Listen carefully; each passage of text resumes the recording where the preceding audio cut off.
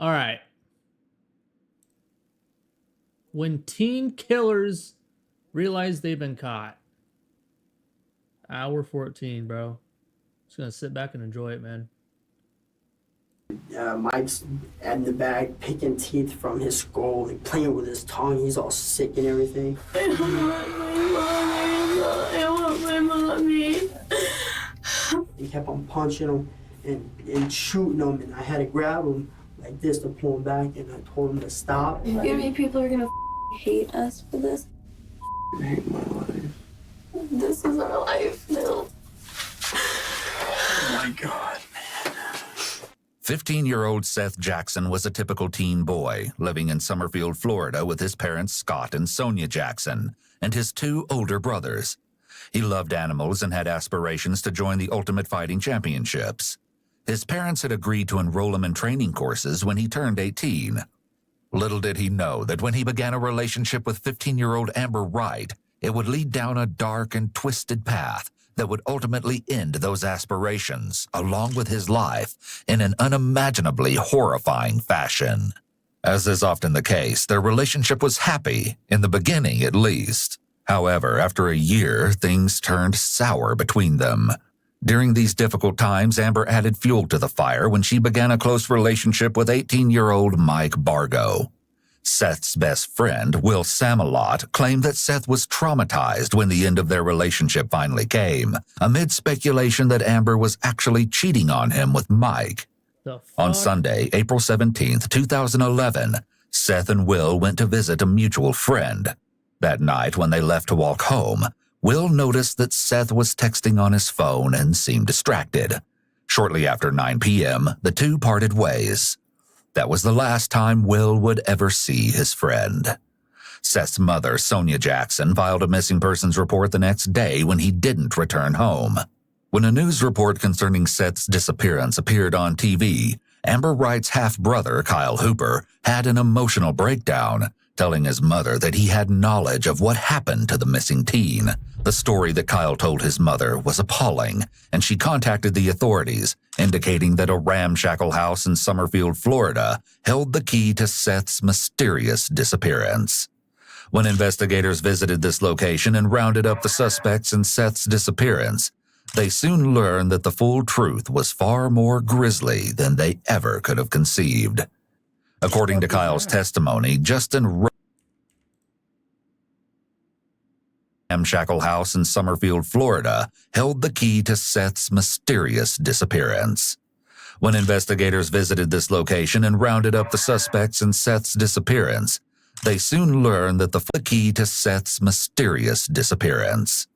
When investigators visited this location and rounded up the suspects in Seth's disappearance, they soon learned that the full truth was far more grisly than they ever could have conceived. According to Kyle's testimony, Justin Roach Soto, Amber Wright, homeowner Charlie Ely, Mike Bargo, and he himself were present on the scene the night Seth went missing. Investigators collected these individuals and brought them down to the station for interviews, with the exception of Mike Bargo, who they were unable to locate at the time. When dealing with multiple suspects, such as in this case, one common tactic that detectives will use is to separate them, allowing each one of them to tell their version of events independently. Once an inconsistency is found, detectives will present this inconsistency to all of the suspects in the hopes that all of them will tell the truth. This technique would prove critical as detectives began to unravel the complicated skein of threads in a complex tapestry of murder, unveiling one of the most twisted and chilling motives we've ever seen in a case. What follows is never-before-seen interrogation footage exclusively obtained by EWU. You can sit right there, that's fine. Thank you. That's kind of why we have the chairs to sit up. All right, so what's the issue? This is 20-year-old Justin Soto. To his friends, he's known by the nickname Roach. He's the eldest of the suspects, and investigators believe that he may have intimate knowledge of what happened to Seth, as he is a current resident in the house. What's the issue? You know what? I have a feeling you're going to tell me, okay? Listen, I want you to understand something, okay? I don't know what you do or don't know. You're not in trouble with me, okay? But this is extremely important. The detective tries to reassure Justin that he's not in trouble, But this might not be the entire truth. Police will often say things like this to gain rapport with suspects so that they'll be more forthcoming with the officers. Are you from around here? Like, I've lived here for a while, but I'm from Hawaii. You're from Hawaii? Yeah. Where here have you lived? I mean, how long have you been living here? Since I was about 12 years old, 11, 12 years old. A few years. Oh, so you've been here a while. Yeah, I've been here Okay. a while. Investigations usually begin with discussions of general information like this, so the detective can get to know the suspect and begin to make them feel comfortable with the interrogators. Let's talk about your tattoos a little bit. Do you mind? Yeah, I don't mind at all. Okay. What's it say on the front? This says head buster on it. What is that? HSAO? HEAD. People generally like to talk about their tattoos and the meanings behind them, so it's an easy question to get the conversation flowing.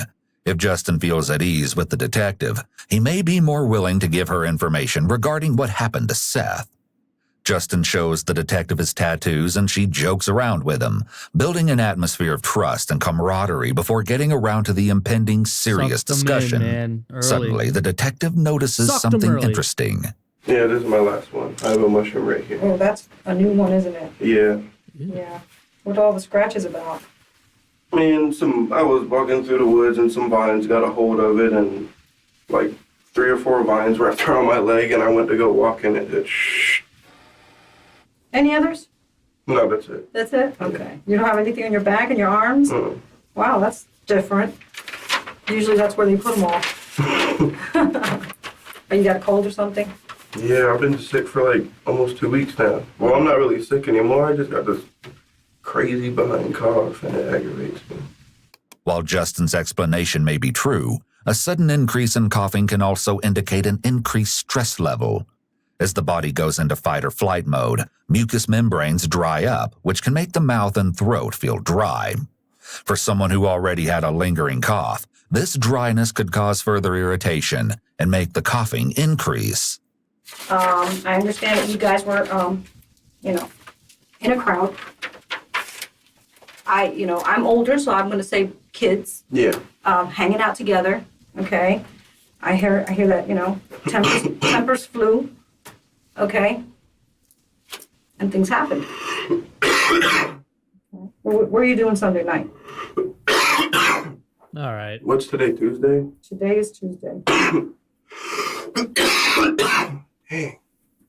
Justin succumbs to a coughing fit here just as the interview begins in earnest. Do you know why you're here? You don't know? I really Did don't. anybody explain? Tell me how you ended up here.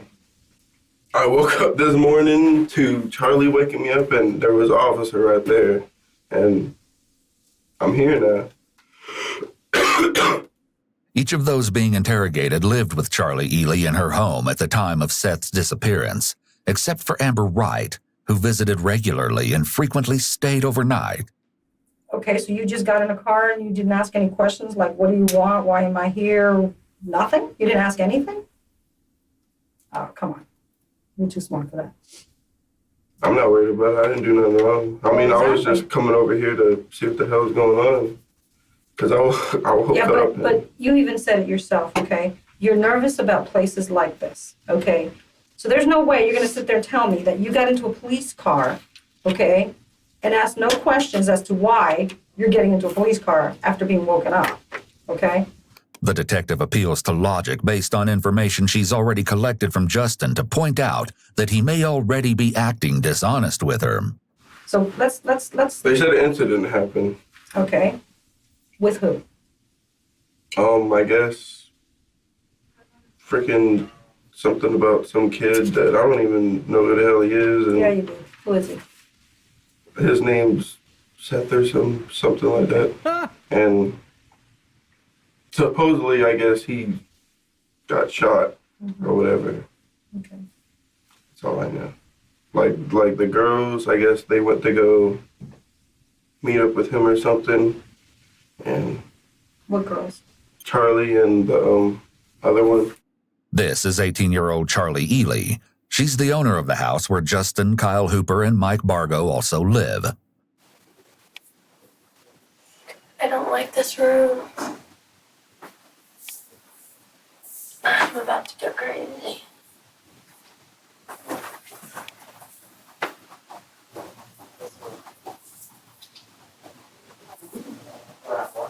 Charlie has been obsessively checking and examining her body since entering the interview room.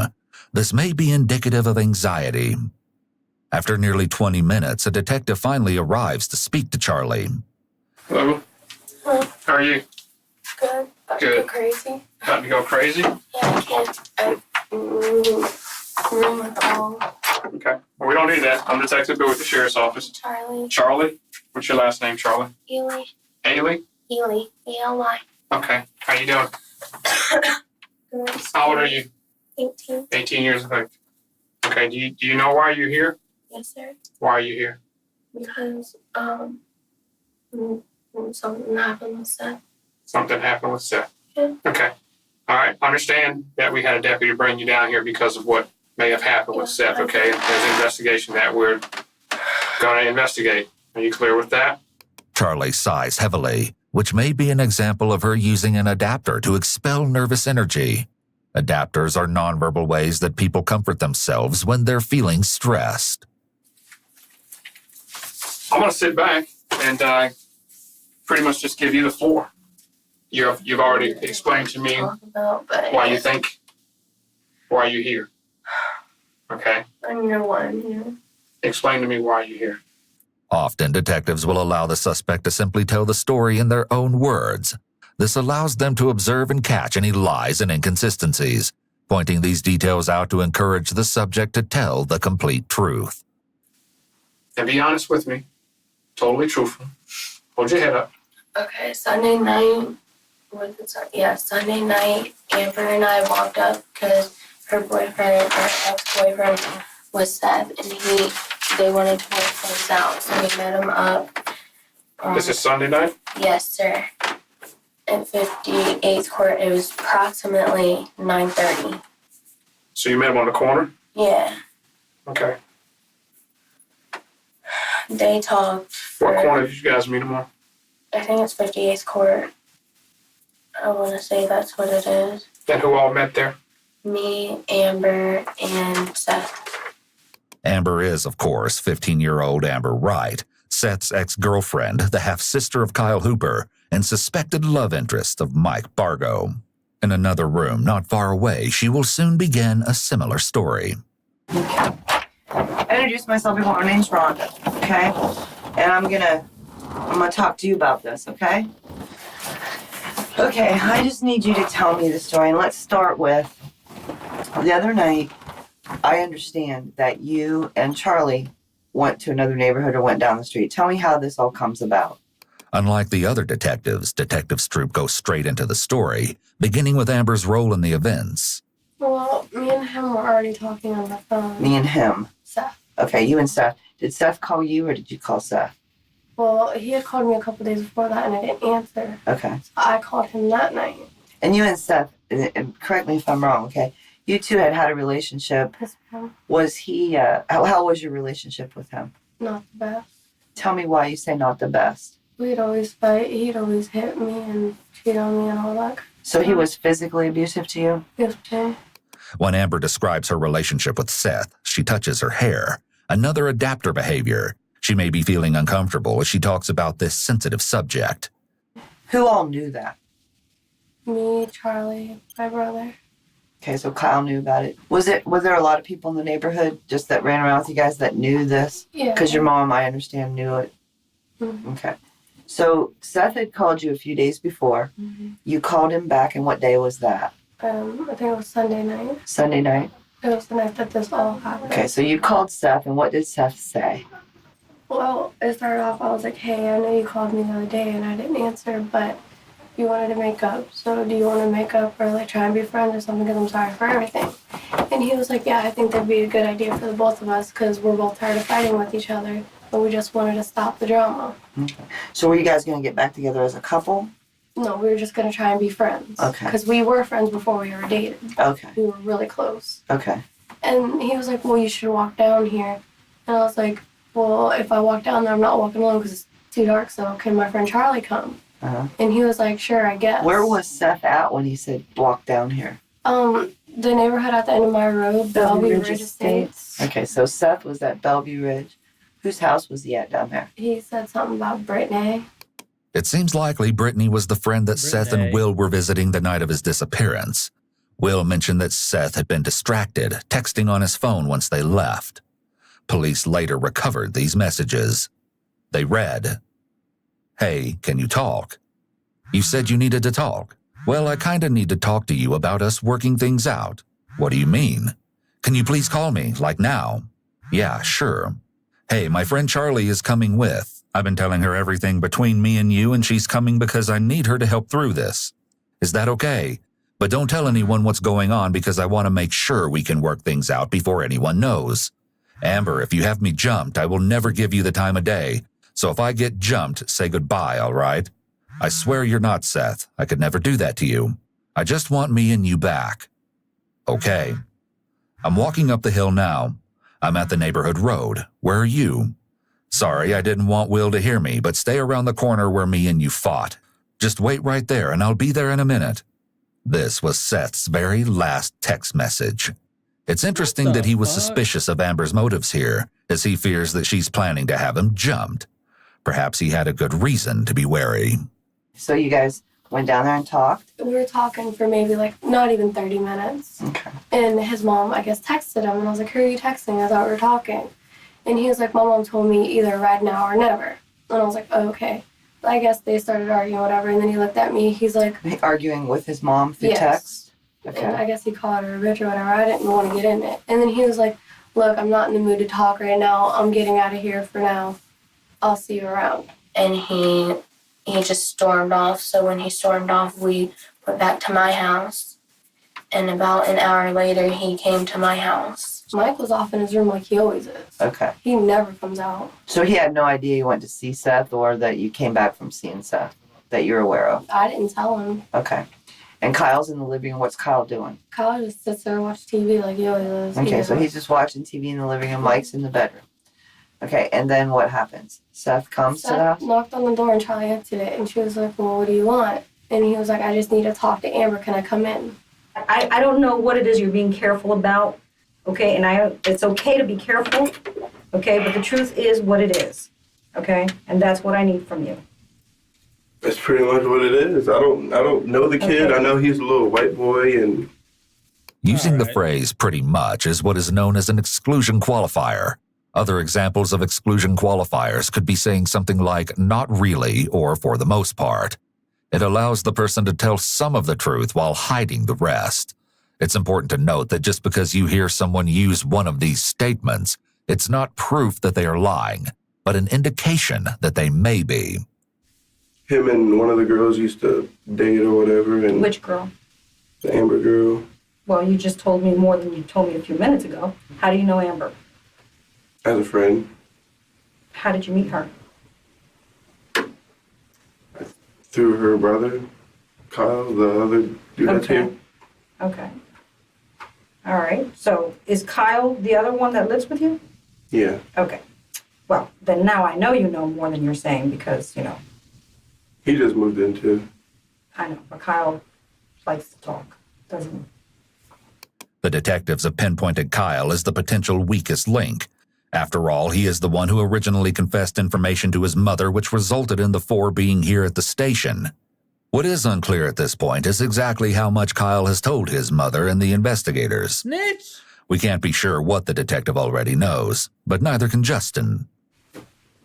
I haven't chilled with the kid in You've what? I haven't chilled with or hung out with him in a little while until we moved in and started living there. Well, now you're making me think things a little differently. Okay? The detective scoots her chair closer to Justin.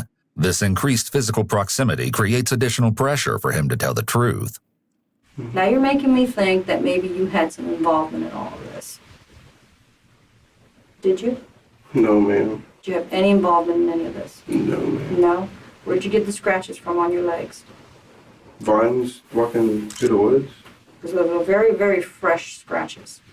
When did you get those? Yesterday, I was walking through the woods yesterday. Yesterday? Mm-hmm. What woods were you walking through? In my old neighborhood, where I was going to talk to the dude about the tree job. Okay. What neighborhood is that? It doesn't have a name. It's behind a church, a big church. This is an unsatisfactory answer and the beginning of a series of very vague answers from Justin. I work in the woods too, you know, and I don't get scratched up like that. No, they have like little, what are those called? Thorns or whatever on them. And Okay. they're up there on my leg. Let me see your other leg. Yeah, you're pretty scratched up. That's not from a walk through the woods. Sure it is. No. Talk to me, Justin. That's what happened. That's woods. Oh, I believe it's woods. Yeah, I believe that. I have no doubt it could be that. But that's not from walking through the woods, yeah. okay? We were either running, we were walking in the dark. The detective returns to the night in question, and Justin continues his strategy of distancing himself from the others. I don't know anything about what happened. Like, I just came home and I went to sleep. While Justin maintains his ignorance of the situation, the girls continue their version of events.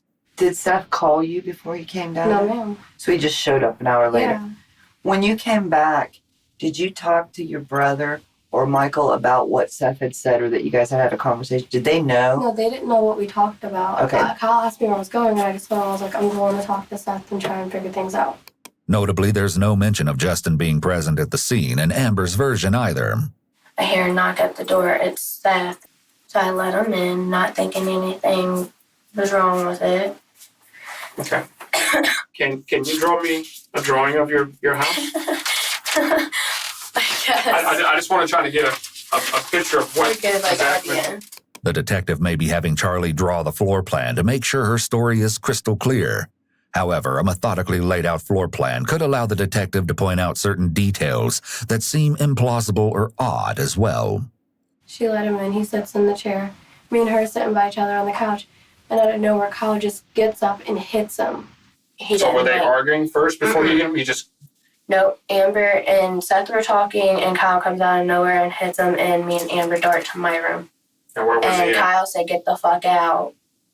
And he went out that way, and we heard Mike's door hit something, and Mike came out, and we heard gunshots. Okay. And by then, me and Charlie took off to her room. We shut the bathroom door, and we heard another door just fly open, and we just heard gunshot after gunshot after gunshot. And after maybe like 5 or 6 times of hearing it, it got quiet. And then you hear Kyle go, "What did you just do?"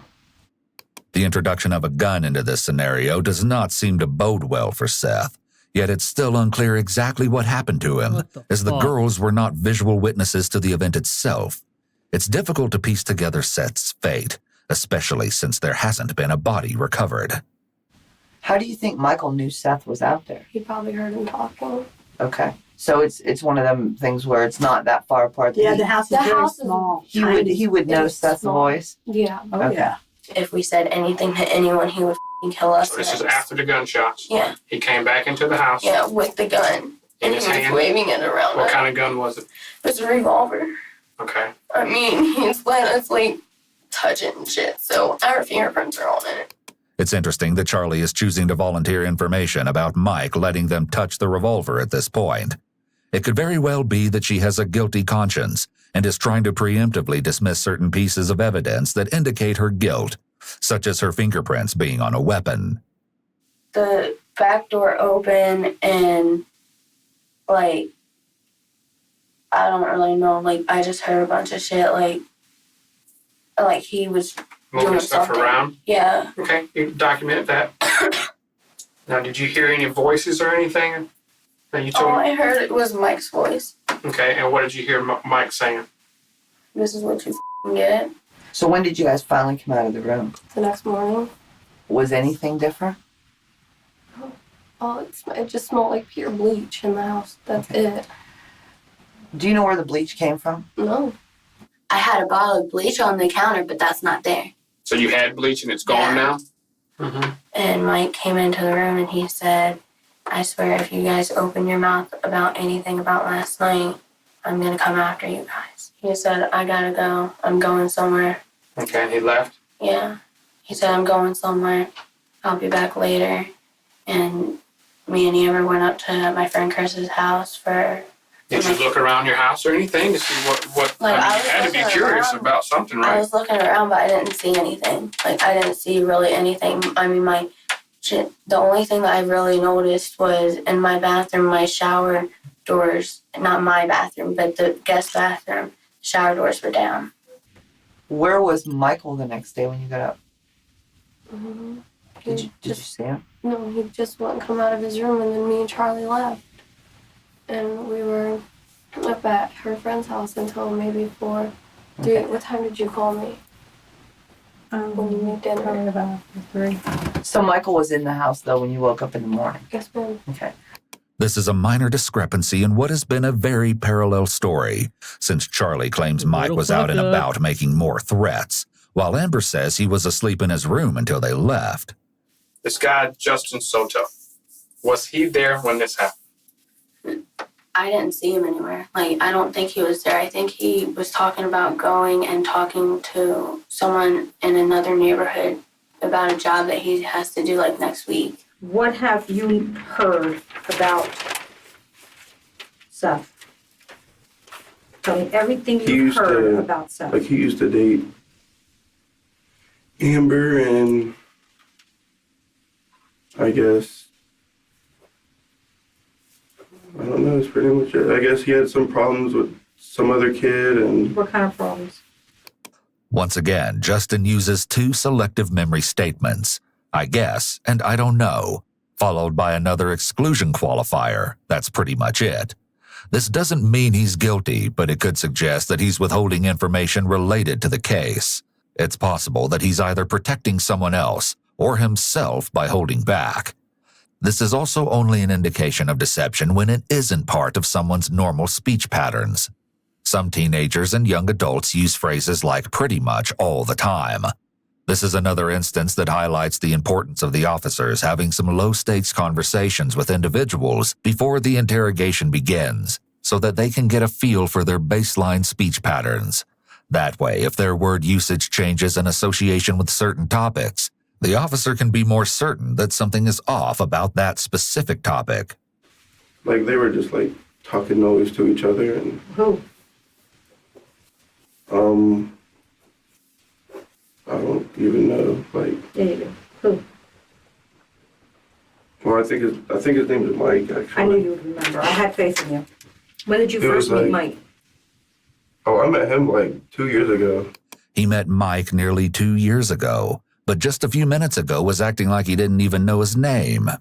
She makes one last-ditch effort to get him to open up to her. I'm sure Mike's going to talk for what's best for Mike.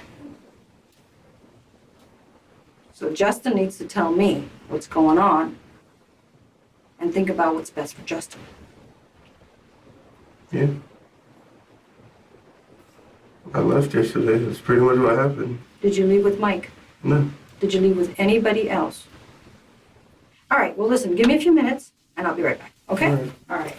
She leaves to acquire a smoke for him and likely to get an update on what the other investigators have learned from their suspects.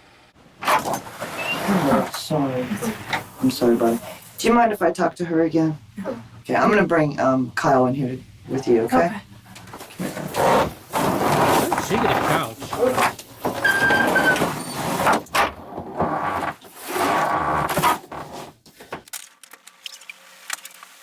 This is 16-year-old Kyle Hooper, Amber Wright's half-brother.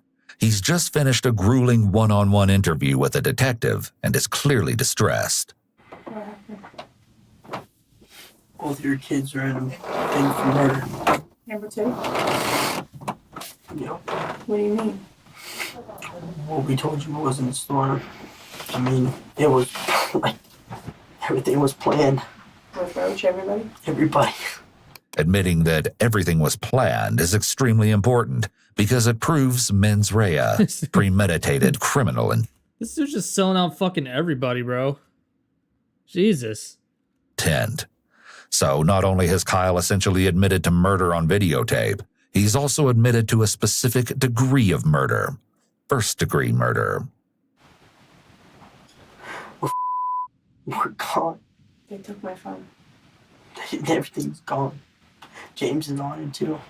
On what? James Is it on this?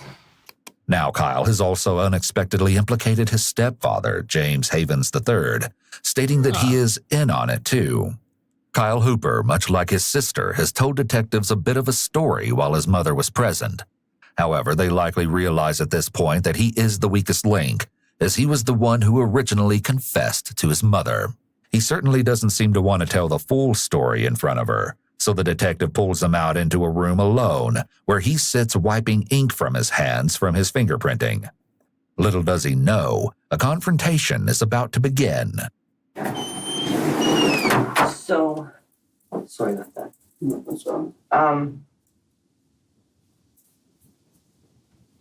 I want to be perfectly honest with you, okay?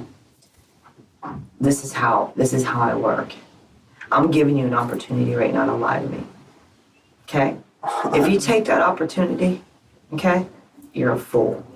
No, I'm not lying to you at all. Everything that comes out of your little mouth right now better be 110% the truth, okay? All right, now let's start back at the beginning of this. And this is your one and only last chance to correct any discrepancies you may have of the story that you told me. Okay? Want to start fresh? No. Man, I'm scared. Yeah. Kyle, I'm sure you are. Okay? I don't want to guilt. I don't want to go through none of this. I didn't mean for none of this to happen. Okay, but you know what, Kyle? Right now is the time to man up. Right now is where the rubber meets the road. Okay? I can't do nothing for you. I can do nothing. I can't talk to you if you're not going to tell me the truth. She may be trying to empathize with him to make him feel like she cares, but she makes no hints or promises that he won't be locked up or that she will help him. Meanwhile, Kyle is hiding his face with his hand, which may indicate that he feels shame and wants to hide himself from the detective's gaze. So let's start at the beginning, okay? Just you and I here, just start at the beginning. Tell me what really happened. Kyle begins his story with important insight into his state of mind that night. He and his biological dad did not get along, which may have been a major factor in Kyle's sudden decision to move in with Charlie. To that end, he sold his laptop to raise quick cash for rent, and that instigated an argument with his mother.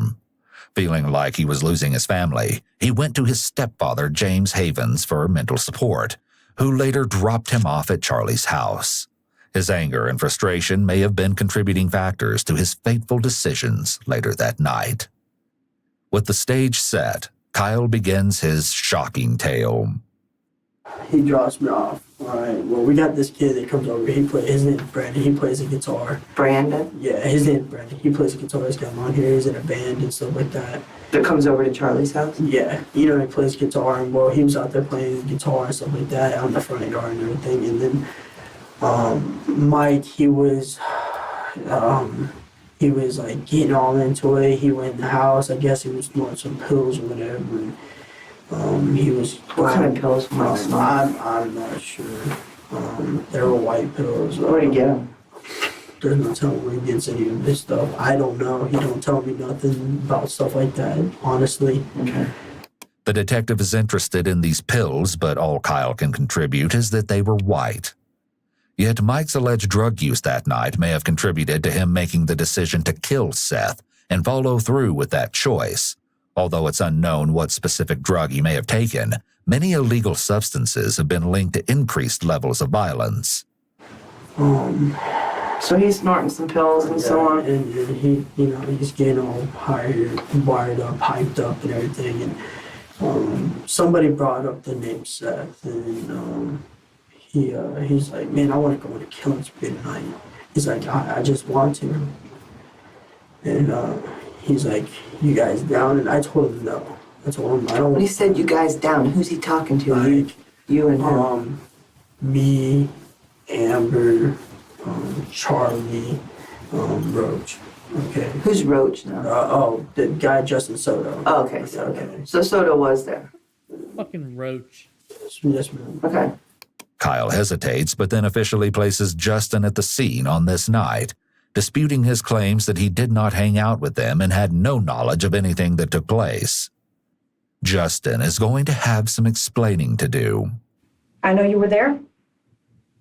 I know about what you did. I know that you participated. And I want to know exactly what you did so that I don't blame you for something you didn't do. Because everybody else is. All right? You blaming me? Yeah. The detective has clearly learned details from the other interrogations. However, Justin doesn't know how much she knows, and she's implying they're laying the blame for events squarely at his feet. It appears that the detectives may be using the prisoner's dilemma as one of their tactics to get everyone to talk. This psychological dilemma involves separating people and then giving them a scenario in which each person must decide, without being able to communicate, if they're going to cooperate with each other and stay silent, or if they're going to turn on the other and deflect blame off of themselves. All the while, the detectives tell each person that the other has already spilled all of their secrets and blamed them. Here, each of the suspects face this same decision dilemma. If they all stay quiet, there may not be enough evidence to convict them, or they could receive a lesser charge. But with the choice to cooperate with each other comes a great risk. If only one person stays silent while the rest talk, they risk getting blamed for everything. But if they all talk, then they all could face punishment. The detectives will put the pressure on even more by suggesting to each person that the others are pointing the finger at them. Is this just an excellent way for interrogators to get to the truth? Or is it unethical to pit suspects against each other as it could incentivize false confessions?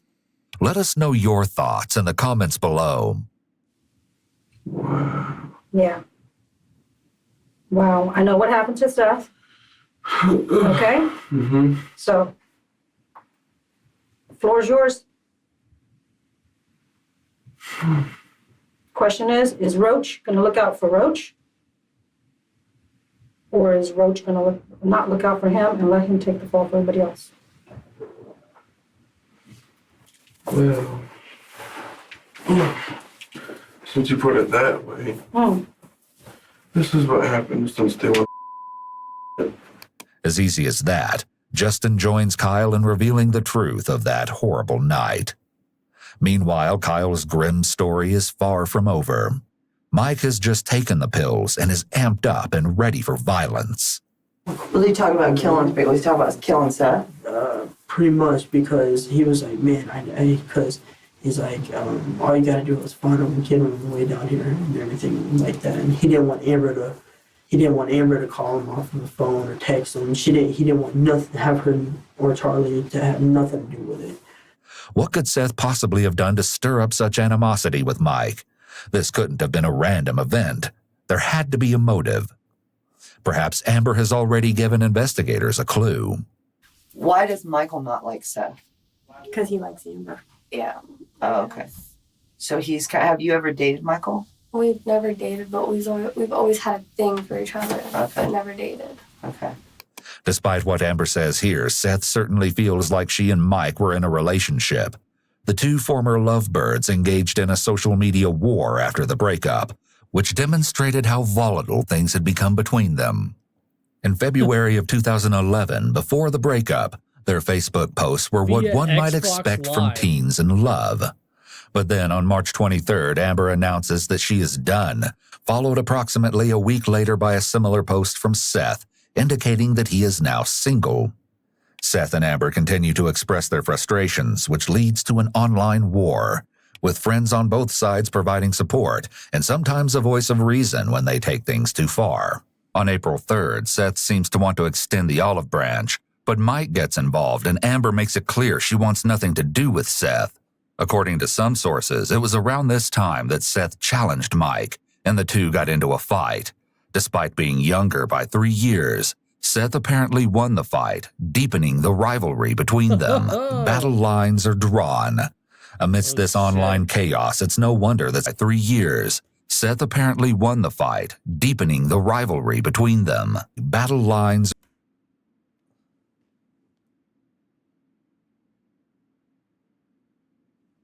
are drawn. Casual white boy on Facebook saying the N-word. That's nice.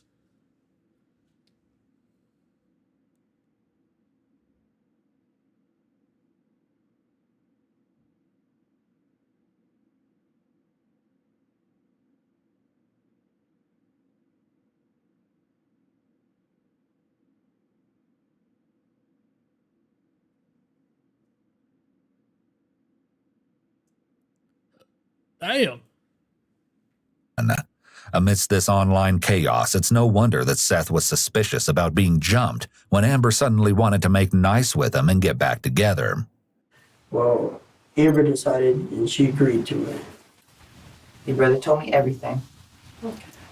So you can sit there and you can continue to lie. I'm gonna walk out and treat you like a piece of garbage.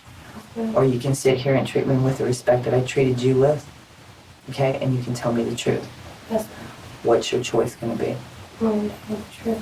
Okay. Speak up so I can hear you too. Okay? Alright. So let's start at the beginning again. And you tell me this story. And the first time that I think you're lying, I'm getting up and walking out of here and I don't care what happens to you. Yes, ma'am. Do you understand me? Yes, ma'am. Okay. The detective is far more aggressive now.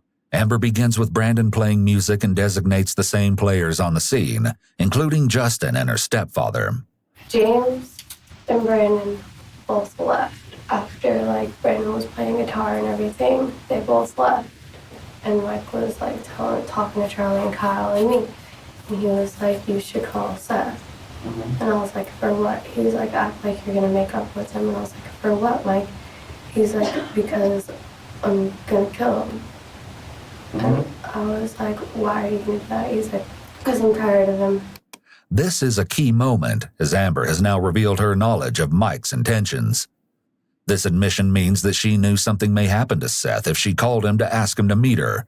She's now gone from an innocent bystander to an instrumental part of Mike's plan. So I went into the front with Charlie, and I called him, and I told him I wanted to make up. With additional confirmation that the girls are not as innocent as they claimed, there is still another confrontation that needs to take place to get the full story. I need you to be totally honest and truthful with me, okay? Because we have talked to other people. We've talked to Kyle, okay? And Kyle has told us his new version of the story, okay? And at this point, he's been totally cooperative, okay? I know there's some things that transpired prior to. I know there were some conversations prior to about something happening. The detective is being intentionally vague when he hints that Kyle has given them information. He wants to increase Charlie's discomfort so she will be more likely to talk. I wasn't involved in that. I don't know what he's talking about. I mean, it might have been between him and Mike, but I don't know. Cal has already, and I'll be honest with you, has implemented you in being involved in knowing or having knowledge to this thing transpiring prior to it happening. But I didn't. This what doesn't make sense to me. You're telling me that you guys are in this house. You drew out a diagram for me of your house where everybody was sitting at. The C is for Me, the A is for, Amber, the K is for, Kyle, the S is for, Seth, and then Mike was in his room allegedly, correct? Okay. Who else was at this house that you did not put in there? Roche was there, but he wasn't there when that happened. Yes, he was. I didn't see him. It seems likely that Kyle, Amber, and Charlie had previously coordinated with Justin to leave him out of the events completely.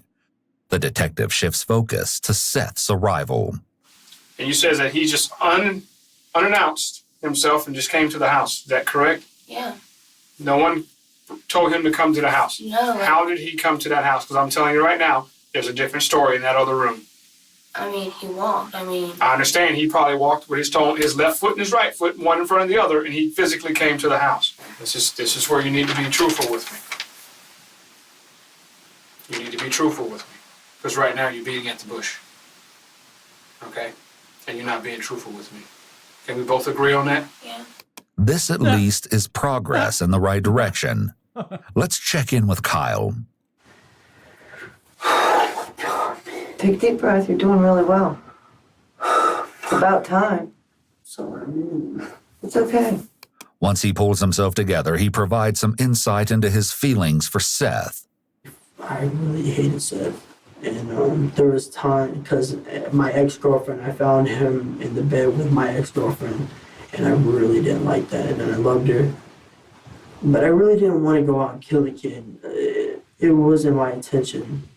And he come, all right. Well, Mike was talking about it. He's like, listen, he's like, I'll do it. And believe it or not, Amber wanted it done. Amber don't want nothing to do with him. Amber wanted him dead and gone. He deserved it. Kyle is deflecting responsibility off himself by justifying what they did, by blaming the victim and stating that he deserved it. I wanted him dead, but I didn't want to do it. And I didn't want nothing to be a part of it. I didn't want nothing. And Mike said he would do But it. Mike said he would do it. So you talked to Mike he kept about on it. saying, man, I'll take the blame for it. I'll take the blame for everything. I'll do it. I'll do everything. I'll take the blame. If the cops ask you if anything, I'll take the blame. I have nothing to lose.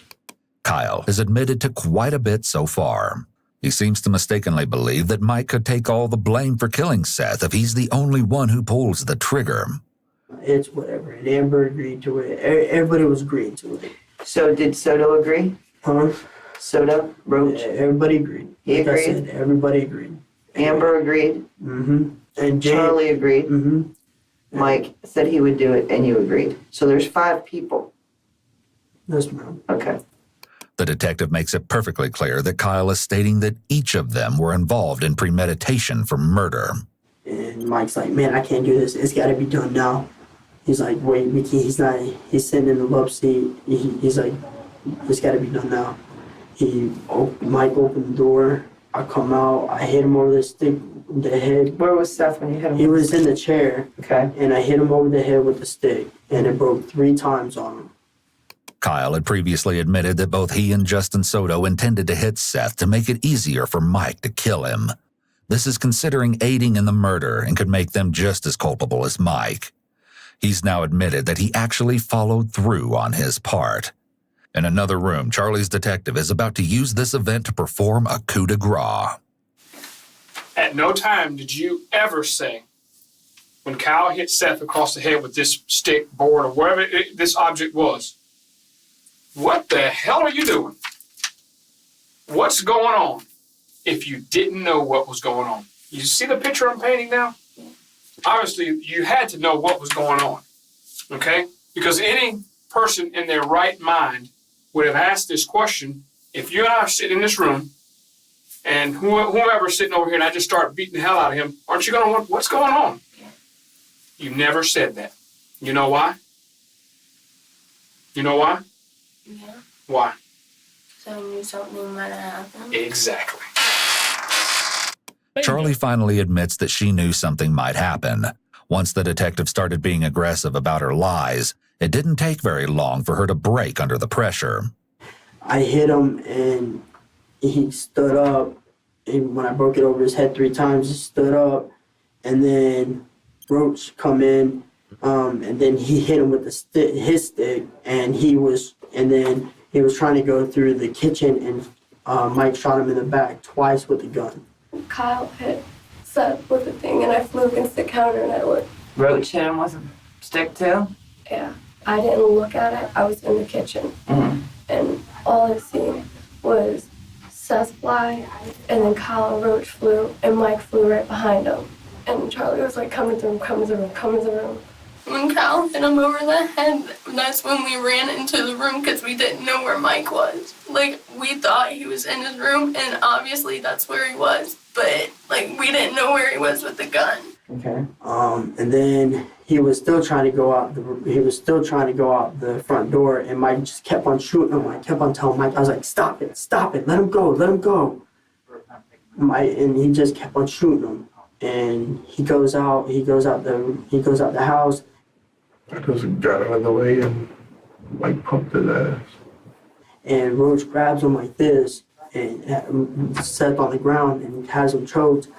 And I don't know what he did to his knee, but he kind of messed up his knee, and Roach rolled over. Who messed up his knee? Roach, Okay. Soto, and he rolled over, and Mike come up and shot him in the head, and that's when it was over. Mike shoots him. How many times? like 5 times maybe, I guess. Right there on the spot? And oh my God, man.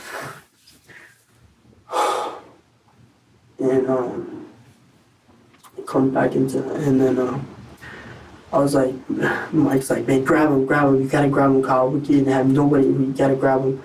And I was scared, I was freaking out, and I'm like, okay. And I grabbed him, and I pulled him up the stairs, and Grabbed who? Seth. I started pulling him up the stairs. Was Seth still alive? Partially, yeah. Okay, so he was still breathing at that time. He was partially still alive. I walked in the room with her. I was so shooken up. I'm staring at her. I'm crying. She's trying to hold me to stop crying. I'm about to puke from it all. And then they got him in the house and laid him on the floor. And then they put him in the bath. And then Who put him in the bathtub? Roach come in, and he helped put him in the bathtub. I like Did you help put Seth in the bathtub? Yeah, I like grabbed a little piece of him and like just put him in there, and then I just went out and And then when he was in the bathtub, Mike kept on getting all psycho and pissed. He kept on punching him and shooting him. And I had to grab him like this to pull him back. And I told him to stop. I said, listen, you need to stop right now. And then I come in, and then Mike's wanting to break it. I come in, and Mike's trying to break his kneecaps to put Is him he in a dead at hog this tie. point, or is he Yeah, still? he's completely dead. Who broke his legs and knees? I think Mike did that. And that's when Mike had his leg pulled out like this with some in his hand, some hard, trying to break his kneecap. How'd you get the scratch marks on your legs? Ew. Fighting with Seth? No, I didn't.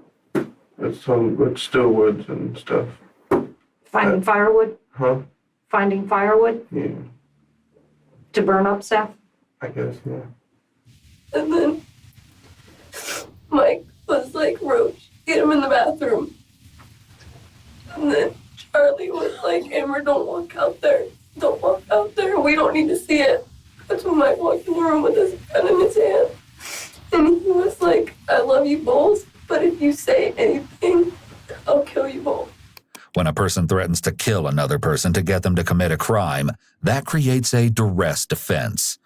However, this is not usually a defense to a homicide, as it's considered wrong to take another person's life, regardless of whether your own life has been threatened.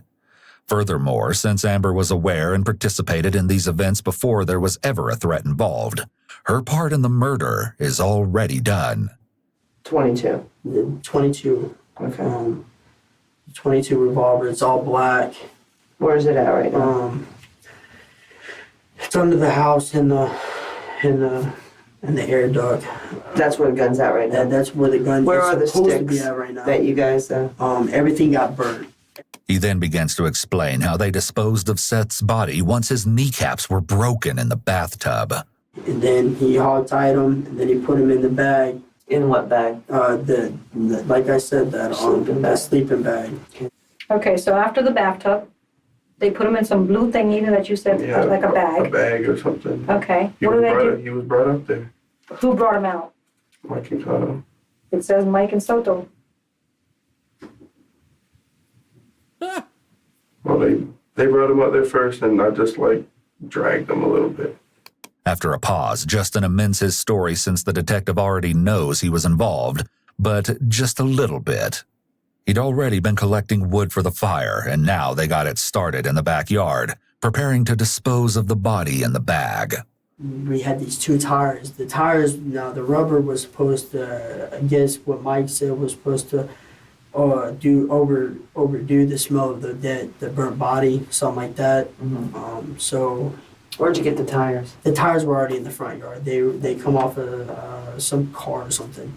And then I come out there, and then Roach was telling me something about the shovel. Like, I guess he hit him over the head with a shovel or something, because he was still, like, Mike's psycho. He's crazy. The guy's completely dead, and he's still hitting him. If what Kyle is saying is true, Mike continuing to strike the body with a shovel could suggest that he's trying to relive the experience of killing Seth. He may have felt a rush of adrenaline when he first attacked the victim, and he wants to feel that excitement again. The drugs Mike took may have also contributed to his frenzied behavior. You and Mike stayed out there and watched the body burn in the fire, I right? stayed out there. You stayed out there by yourself? Yeah, most of the time. Okay, well, thank you. I appreciate your being honest about that, okay? Mhm. So I guess it was your job to make sure the body burned? Yeah. I just wanted it all to be over. The next morning, when the fire's out, Mike prepares what remains of Seth's body for disposal. We're just going around there. Mike's in the back picking teeth from his skull and playing with his tongue. He's all sick and everything. He's putting them into them paint, them containers with paint and everything, the ashes and everything. Who's helping him do that? He was at that point. He was just doing everything by himself at that point because everybody just said, "F it, we're done." Where is Seth right now? Where is all of his body parts? It's somewhere in Ocala. Where? Oh, well, it's some rock quarry thing or whatever. This quarry was a place Mike had once gone swimming with an ex-girlfriend, and he knew it was a desolate place, perfect for disposing of the paint buckets that contained his victim. It's out. You brush your teeth, right? Yeah, You know what toothpaste look like, right? yeah, You ever mashed it? yeah. You ever try to put it back in there? It can't go back in. Can't. I want my mother-in-law. Can't go back in, can it? No. Somewhere nearby, Amber faces the music for her part in the debacle. What were you thinking? I was scared. What were you scared of? There was no threat I was at the scared time of Mike. but there was no threat at the time. Seth wasn't even there. Mhm. So what are you being afraid of? Seth wasn't even there. There was nothing for Mike. You said, Mike told me, I love you both. He would never do anything to hurt you. What were you thinking about getting Seth up there? I don't know. I wasn't thinking at the time. Did you just hate Seth that bad? I didn't hate him. I was hurt. Does your mom know about this?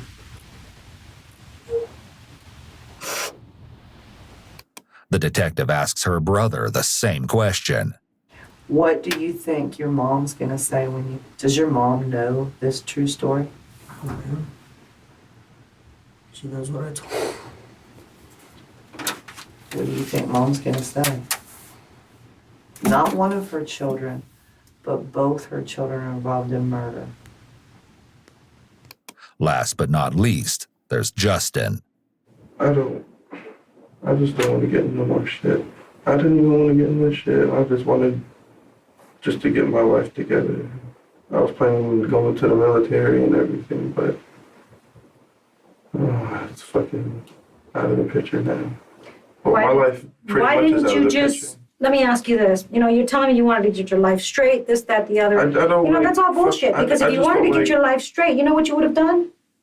You would have not participated in this, and you would have called the cops and said, this is what's about to happen to this kid. You gave no regard to another person's life. Why didn't you call 911? Because I was scared. I don't know that. You don't call 911, I don't like being able to lie. but you let a person die. Because that's the honorable thing to do.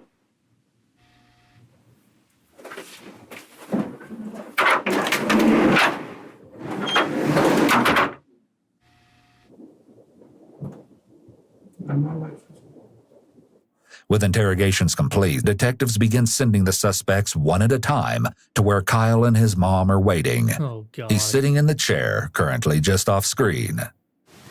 She said, "You tell me the truth and all I can, and straight the truth, and I will try helping you." That's why I need to talk to the detective again. I'm gonna just come out with it, and I'm gonna get everything done and over with, and I just want it all done. So I told him. If someone cannot afford an attorney, they have a constitutional right to have an attorney appointed. This is explained to every person in custody as a part of their Miranda rights. But Kyle doesn't seem to fully comprehend this right. I wish I would have never met this kid, man. Who? So, I wish you didn't meet Mike. that too. Where's her attorney? I don't know. I haven't seen him. I haven't even seen him. Can I have mom come out?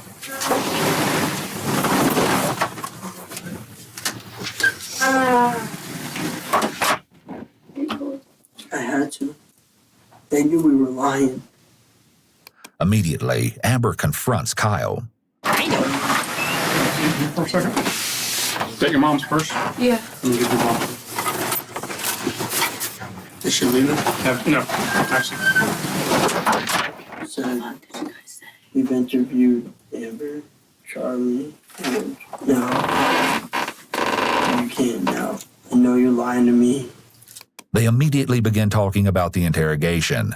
It's likely that they're unaware that they're being recorded. I'm sorry, guys. He's not gonna wait for me. Charlie taps her arm where her husband's name is tattooed. With the prospect of facing incarceration before them, the conversation turns to their she's married, feelings she's about the 18. idea. Yeah, that's what I'm terrified. I am too. Because I'm actually going to an actual jail. And then an actual prison. It's no like juvenile. Well, I'll probably be going. You can't, you're 15. Yep, they can trial me as an adult because I actually. In time, they begin to speculate about the one person who is still missing, Justin.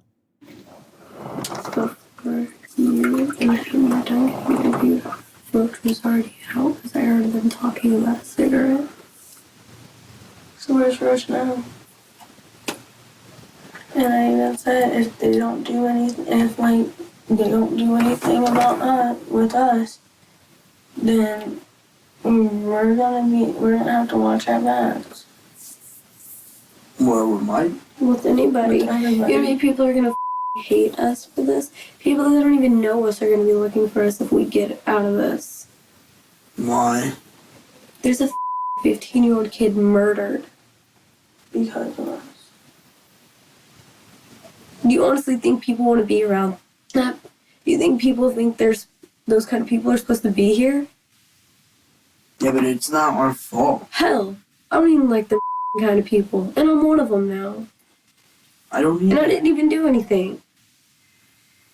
Throughout their discussions, they've been placing the blame squarely on Mike as the ringleader, discounting their own contributions to Seth's murder, Where's this as motherfucker? Kyle does here. They seem to struggle to acknowledge what they've done or take responsibility for their own actions. Amber, where are the clothes that you had on that Sunday? After Amber answers the detective's question, Kyle takes the opportunity to try to find out some information.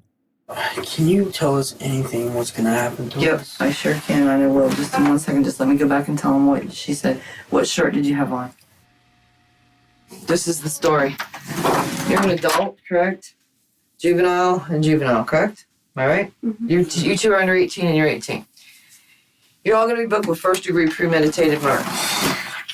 You two will go to the juvenile assessment center. You will go to the Marion County Jail. Okay? For how long? Take a deep breath. You'll have no bond. You won't be getting out. Like how many years? Oh, honey, this is not. Listen to me. Everybody, just take a deep breath. Like, well, since we really didn't do anything. No. See, but you did. First of all, let's get over that hump right now, okay?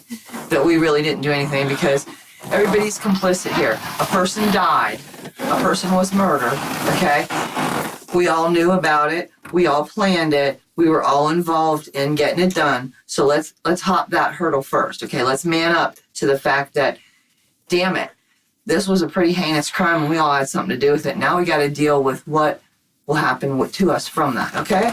Yeah, well, it was like the fact, like, I know I was scared because Mike had a gun and I Oh, was you know what? scared. Stop it. Do you think we haven't been listening to everything you guys have been saying in here? Are you that stupid, really? I know. And just stop. Because I don't even, lying to me just makes me just, ugh, I hate it. I wouldn't lie. Oh, yeah, you were. You lied about a few things. But anyway, that's what's going to happen. It is one step at a time. Remember to breathe. That's how we get through stuff like this, okay? But you know what? I will say, you, sir, I have a lot of admiration for because at least you told the truth. Having praised Kyle for his honesty, she informs them that they will be booked, but that they still have the trial to determine their guilt or innocence. What? How? Is Roach gonna And go I through the need same her. thing? Yes, he is too. He's admitted his part. He will be booked also. She tells Kyle and Amber they will let her see her mother before they have to leave, and then departs.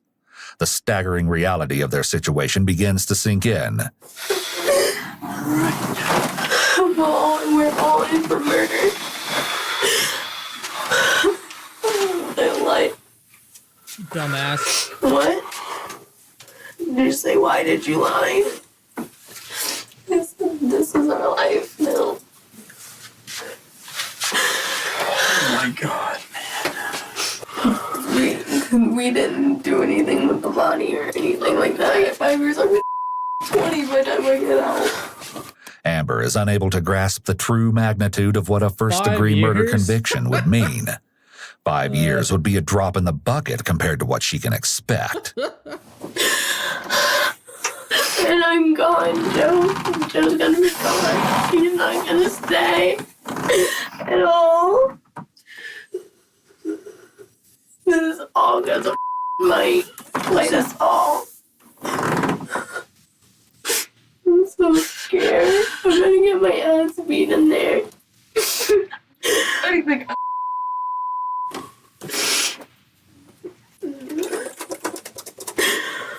Gonna be like, and I can't fresh little meat. I'm gonna be the smallest fucking person in there.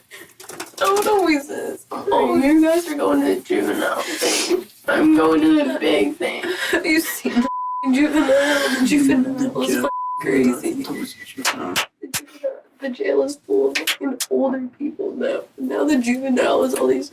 I'm so scared. It's gonna leave me. In the middle of this despair, the detectives let Justin into the room. He is not happy.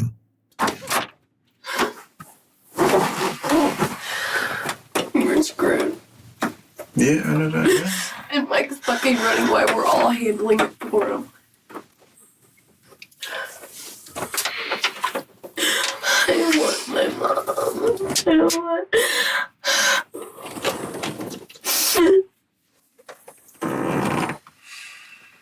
I just want my life to end right now. Huh? I just want my life to end right now. Detectives now had a pretty good idea of what may have happened to Seth, but there were still missing pieces to the puzzle and a suspect at large. However, Yeah, where's this everything was motherfucker? about to fall into place. Later that same night in Stark, Florida, James Williams Sr. was driving home. He'd only stopped at work long enough to tell his boss that he needed the night off because there was something very important that he had to do. That something was taking Mike Bargo to turn himself in to the police. Mike was his daughter's boyfriend, so Mr. Williams had offered him sanctuary in good faith, unaware of the real reason Mike needed a place to lie low. Yet just before, for his overnight shift, Mike admitted the truth to him, or at least a version of it, and agreed to turn himself in. Now cleared of his work obligations, Mr. Williams was on his way to help him do just that. However, as he neared his house, he witnessed a multitude of flashing blue lights surrounding it.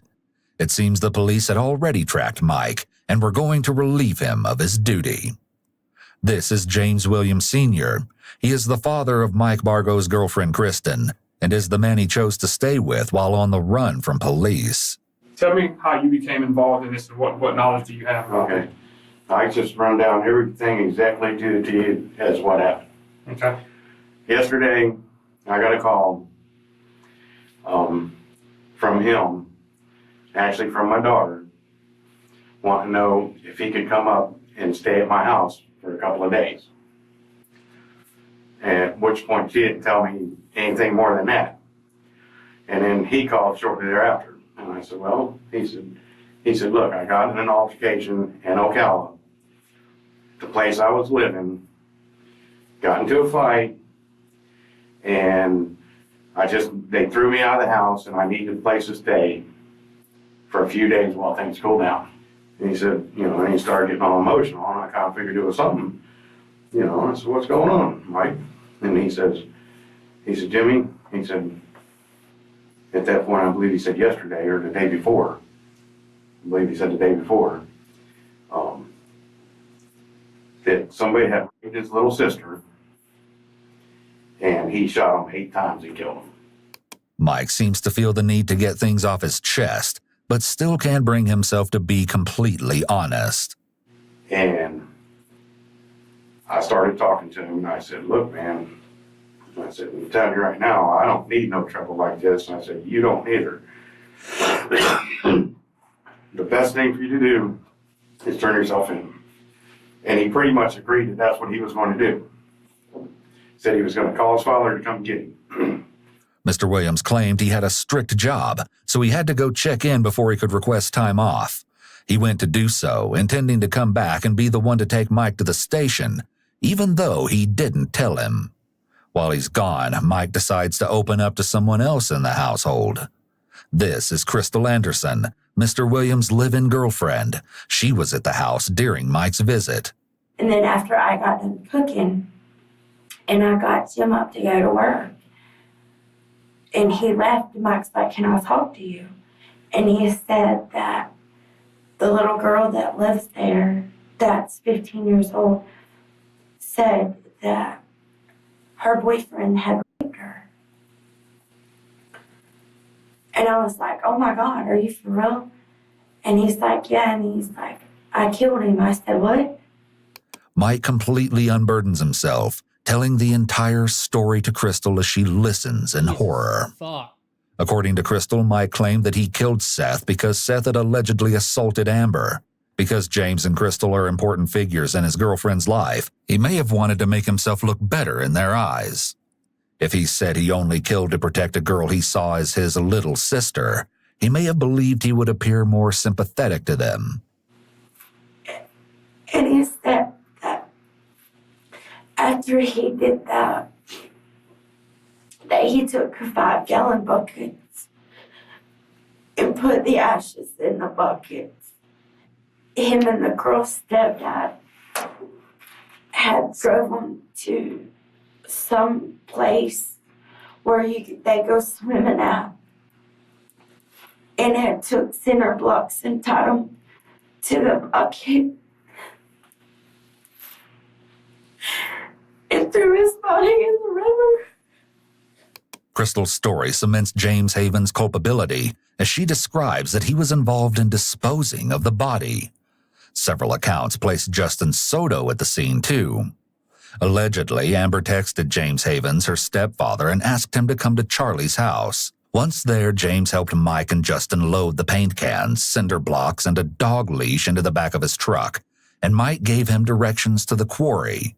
There, they used the leash to tie cinder blocks to the buckets and threw them into the quarry. And he called his dad, and this dad told him that's what had busted through their house. And they were looking for him, and I told him, I said, Mike, I said, you got to tell Jim what's going on. You got to tell him. I said, I can't let him get in no trouble because you want to be crazy. And I had called my cousin that was across the road, but nobody was home because I was scared. I didn't know what to do. Okay. And is that when we showed up? Yeah. Now that these interviews have concluded, there is, of course, one more person who the police need to have a little chat with. Bring him in.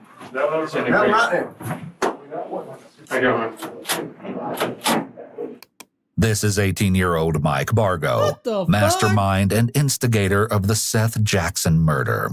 He flops down in the chair where the detective directs him, his body language immediately seeming to indicate that he will not be as cooperative as his fellow conspirators. Yo, like, I get these off, though, like, they're really killing my wrist. Mike may be feeling Hell no. powerless, so he tries to take control of the situation right away by asking to have the handcuffs removed. The detective complies, likely to build goodwill. I got a hole in that hand, and as you can tell. Okay. I'm Detective Brewer from Marion County Sheriff's Office. Okay? And I think you know why I'm here to talk to you. Okay? Before we talk or anything, I have to advise you of your rights. You understand that? Mm-hmm. Okay.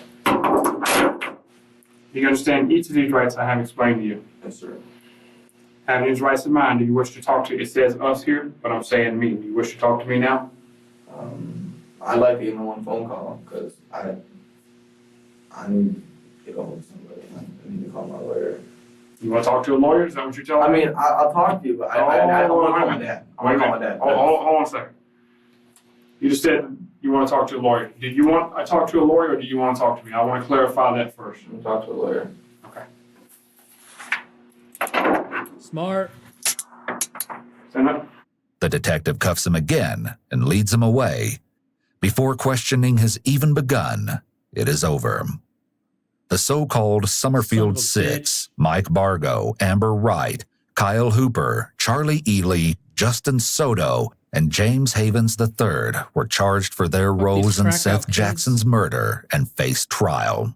James Havens III was charged as an accessory to murder after the fact for helping dispose of the body and pleaded guilty. His sentence carries a penalty of up to 30 years in prison, Oh, but the most recent updates indicate that his sentence was deferred. Amber, Kyle, Charlie, and Justin were convicted of first-degree murder, receiving life sentences. In 2020, after serving nearly 10 years of prison time, Charlie Ely's lawyer earned a retrial on claims of an ineffective defense team, and she accepted a plea deal for second-degree murder, reducing her sentence by a decade. With time served, she was freed at 27 years old. what?